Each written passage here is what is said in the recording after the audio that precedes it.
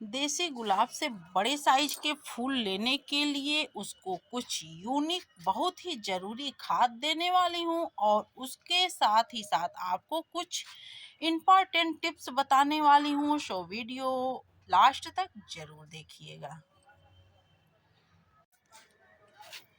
छोटे छोटे बर्तनों में लगे हुए हमारे पौधे भी कितने अच्छे फ्लावरिंग करते हैं। क्या टिप्स हमें अपनाना चाहिए और पौधे को समय समय पे हमें क्या खाद देनी चाहिए ताकि वो पौधा आगे भी बड़े साइज का फूल दे। तो आज हम बात करेंगे गुलाब की। गुलाब में इतने ज़्यादा फूल कैसे आते हैं और बड़े साइज के फूल हमें चाहिए। तो सबसे पहला काम आपको करना क्या है, अक्टूबर से नवंबर तक यानी कि 2 महीने के अंदर अंदर आपको अपने गुलाब की कटिंग कर देनी। तो देखिए हम इसकी प्रूनिंग कर चुके हैं और प्रूनिंग करने के बाद आप देख सकते हैं इसमें अच्छे अच्छे से ब्रांच आ रहे हैं और ब्रांच काफ़ी हेल्दी हैं, साथ ही साथ बड़े साइज के कलियों के साथ आ रहे हैं, आप देख सकते हैं। और कुछ फूल भी हमें अब मिलने लगा है, वो भी बड़े साइज के। इसके साथ ही साथ हम आपको कुछ ऐसे टिप्स बताएंगे, अगर आप उस टिप्स पर ज़रूर ध्यान दीजिए। अगर आपके साथ भी ये समस्या है तो उससे ज़रूर निजात पाइए, नहीं तो आपका गुलाब बहुत हेल्दी भी हो जाएगा, बड़ा भी हो जाएगा, बट फ्लावरिंग नहीं करेगा, जैसा कि तमाम प्रकार की समस्याएं आती हैं। तो सबसे पहले आप इस ब्रांच को देख लीजिए। यह ब्रांच कैसा है, कितना हेल्दी ब्रांच है, इसके कितने सुंदर सुंदर पत्ते हैं।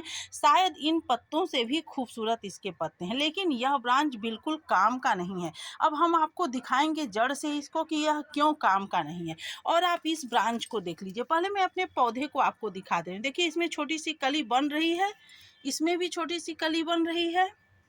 तो क्या समस्याएं होती हैं गुलाब के साथ। गुलाब का पौधा अक्सर करके कलम करके हम लगाते हैं, लेकिन कभी कभी वह बीजू हो जाता है, बाद में बीजू हो जाता है। तो यह देखिए नीचे से इसका ब्रांच आ रहा है, मैं ध्यान नहीं दी और यह ब्रांच काफ़ी बड़ा भी हो गया और काफ़ी हेल्दी ब्रांच है। देखते चलिए आप, मैं आपको इसी ब्रांच को दिखा रही हूँ। और यह ब्रांच आया कहाँ से है, देखिए यहाँ से आया है।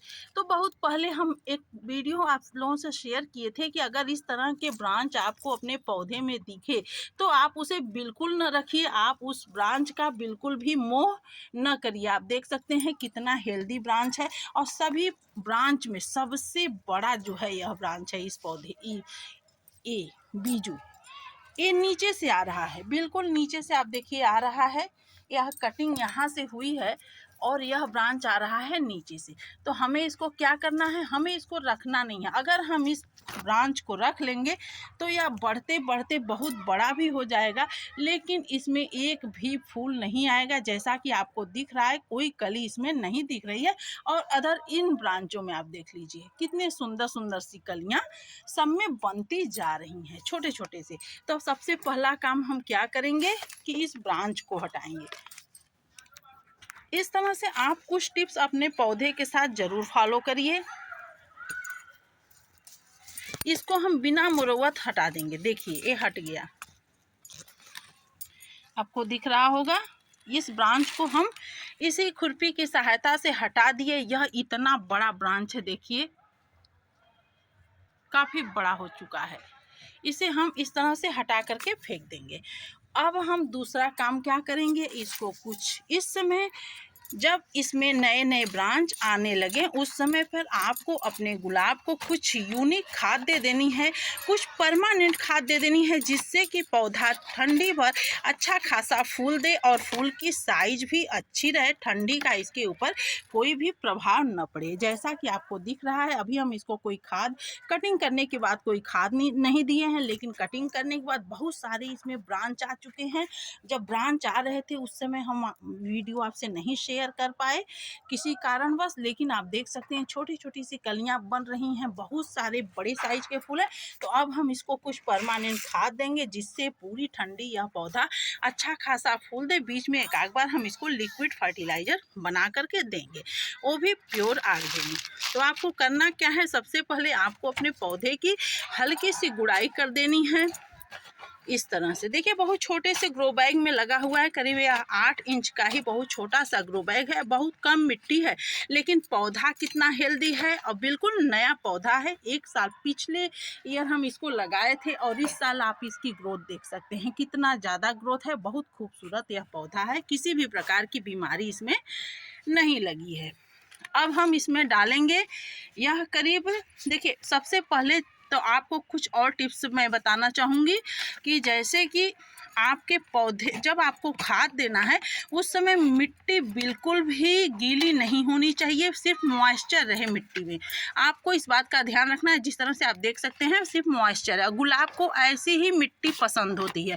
अगर आप इसको गीला रखेंगे तो ये कलियां खिलने के बजाय पीली होकर के टूट करके गिर जाएंगी। कलियां बिल्कुल भी हेल्दी नहीं दिखेंगी आपको, पत्ते भी इसके पीले हो करके गिरेंगे और जो लीफ कर्ल वायरस जैसी पत्तियां सिकुड़ने वाली बीमारी होती हैं वो लग जाएंगी। तो आपको इस बात का ध्यान रखना है कि इसकी मिट्टी में बिल्कुल सिर्फ मॉइस्चर बना करके रखना है, गीली मिट्टी आपको बिल्कुल नहीं रखनी है।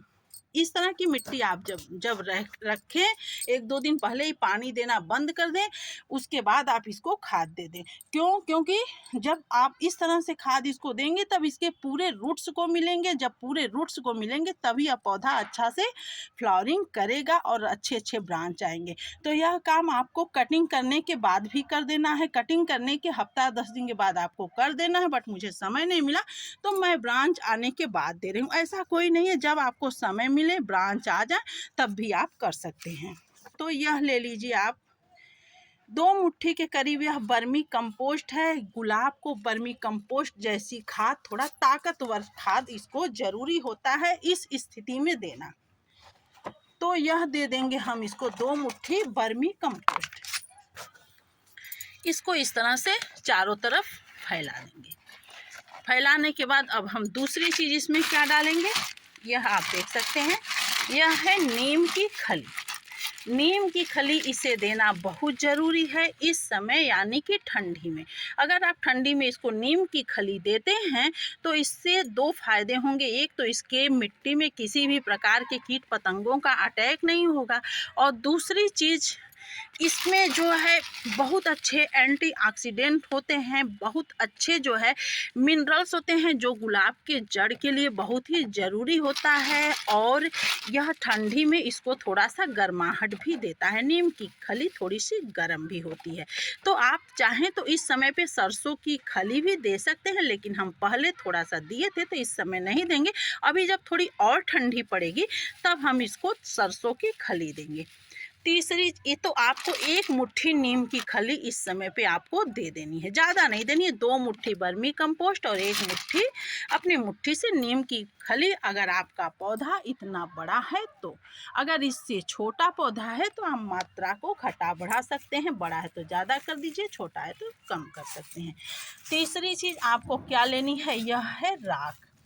तो आप राख लकड़ी का भी ले सकते हैं, ओपले का भी ले सकते हैं, जो आपके पास आसानी से आपको उपलब्ध हो आप उसे ले सकते हैं। तो 1 मुट्ठी आपको राख डाल देनी है।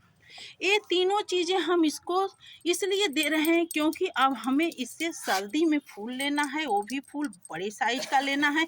साथ ही साथ हमें अपने पौधे को फंगस से बचाना है। तो यह हमारा लकड़ी का राख है, इसमें पर्याप्त मात्रा में कैल्शियम होता है, फास्फोरस होता है, जो कि हमारे पौधों के लिए इस समय पे बहुत ज़रूरी होता है। ख़ास तौर से गुलाब के लिए जो पत्तियां ये पीली हो करके कलियां गिरती हैं, पत्तियां गिरती हैं, तो ये बिल्कुल भी नहीं गिरेंगी।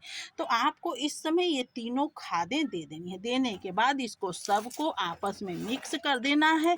ऊपर से जो यहाँ पे मिट्टी इस पर चढ़ाए थे आपको यहाँ से कर देना है। मिट्टी इसमें थोड़ी सी कम है तो हम 1 मुट्ठी इसमें ऊपर से इस तरह से मिट्टी डाल देंगे, और हमें इस समय इसको बस अब कुछ नहीं करना है। अब यह पौधा हमारा पूरी ठंडी के लिए तैयार हो गया। अब इसके बाद हम इसमें थोड़ा सा पानी डालेंगे। पानी इतना इसमें हम देंगे कि पानी बाहर न निकले, पानी इसी में रह जाए और इसके सभी रूट्स को आसानी से पानी सब मिल जाए, ताकि गुलाब के हर रूट्स को बहुत ही ज़रूरी होता है। और यह तीनों चीज़ें इसके लिए इस समय रामबाण होती हैं। यह चीज़ें आपको आसानी से मिल जाएंगी, इससे आपके गुलाब में बहुत अच्छी फ्लावरिंग होगी और आपका पौधा काफ़ी हेल्दी रहेगा, बिल्कुल भी रोग ग्रसित नहीं होगा और फूल की साइज भी ठंडी में काफ़ी अच्छी आएगी। तो फिर अगर अच्छी लगी होगी आज की ये जानकारी, तो इस वीडियो को शेयर करिएगा, पसंद आया होगा तो लाइक ज़रूर करिएगा, बिना लाइक किए नहीं जाइएगा, सब्सक्राइब कर दीजिएगा। चैनल पे नए होंगे तो मिलते हैं अगले वीडियो में अगली जानकारी के साथ। अपना ध्यान रखिए, अपने पौधे का ध्यान रखिए। Thanks for watching.